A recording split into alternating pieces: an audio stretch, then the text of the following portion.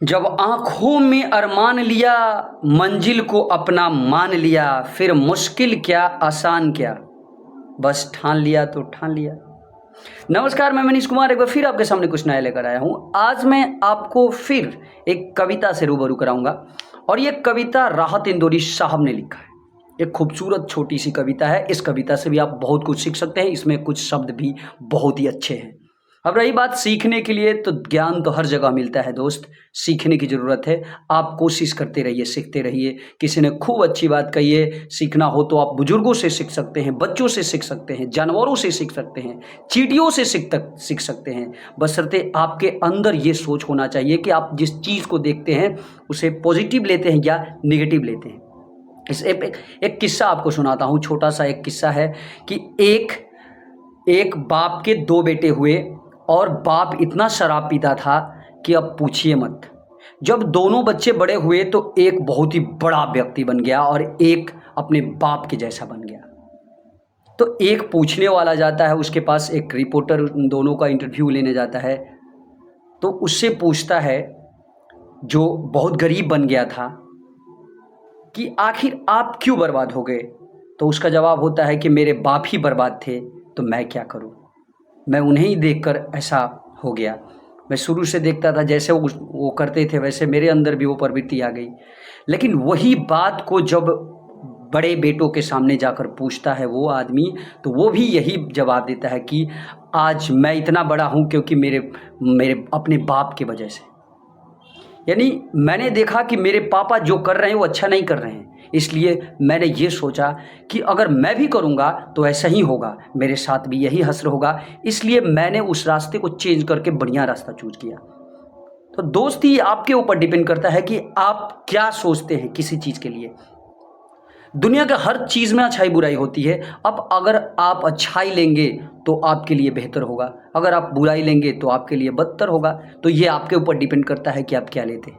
अगर आप रामायण देखते होंगे तो रामायण में जब फर्स्ट गुरुकुल की पढ़ाई में वशिष्ठ जब अपने शिष्यों को पढ़ाते हैं, उस टाइम उन्होंने कहा था कि अगर तुम लोग कुछ मुझसे लेना चाहो तो सिर्फ अच्छाई ही लेना, बुराई मत लेना। इसका मतलब कि हर व्यक्ति में, हर चीज़ में अच्छाई और बुराई होती है, लेकिन हमें हमेशा अच्छाई लेना चाहिए, बुराई नहीं लेना चाहिए। चलिए, समय ना बर्बाद करते हुए इस कविता की ओर लौटते हैं। बहुत ही खूबसूरत छोटी सी कविता है। आप बहुत कुछ सीख सकते हैं। यकीन मानिए, अगर आप इन शब्दों से रूबरू होंगे तो बहुत कुछ सीखेंगे, अगर नहीं भी होंगे तो शब्द तो सीखने को मिलेगा ही। वैसे भी राहत इंदौरी साहब को अगर आप नहीं जानते हैं, मैं ऑलरेडी में इनके बारे में बहुत कुछ बताया भी था। इनका एक नाराज किताब के बारे में रिव्यू भी दिया था आपको, तो आप उस किताब को ज़रूर पढ़ लीजिए। आपको पता चलेगा कि इनके लेखनी में क्या थी, कैसे थे ये।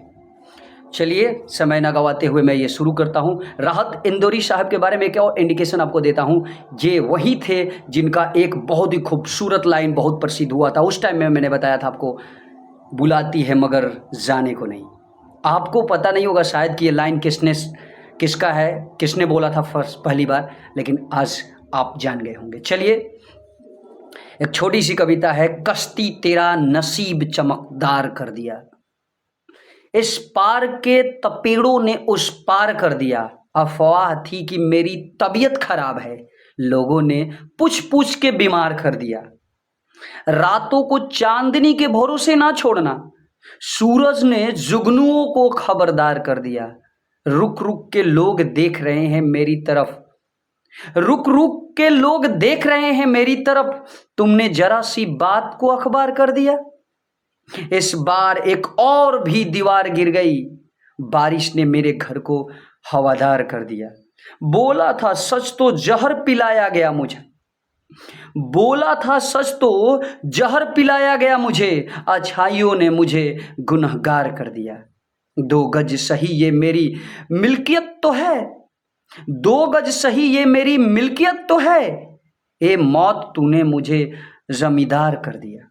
कितना खूबसूरत कविता है। आप कोशिश करते रहिए इस तरह कविता पढ़ने की आदत डाल लीजिए। जब तक आप आदत नहीं डालेंगे तब तक आगे नहीं बढ़ सकते हैं। और मुझे बस इतना ही से दीजिए इजाज़त। एक बार फिर आपके सामने मैं प्रॉमिस करता हूं कि कुछ नया लेकर जरूर आऊँगा। और मेरा अंतिम कोर्स भी सुन लीजिए, जब तक पढ़ेंगे नहीं तब तक बढ़ेंगे नहीं। पढ़ते रहिए, बढ़ते रहिए और आस पास के वातावरण को अपने जैसा बनाने की कोशिश कीजिए। नमस्कार, जय हिंद।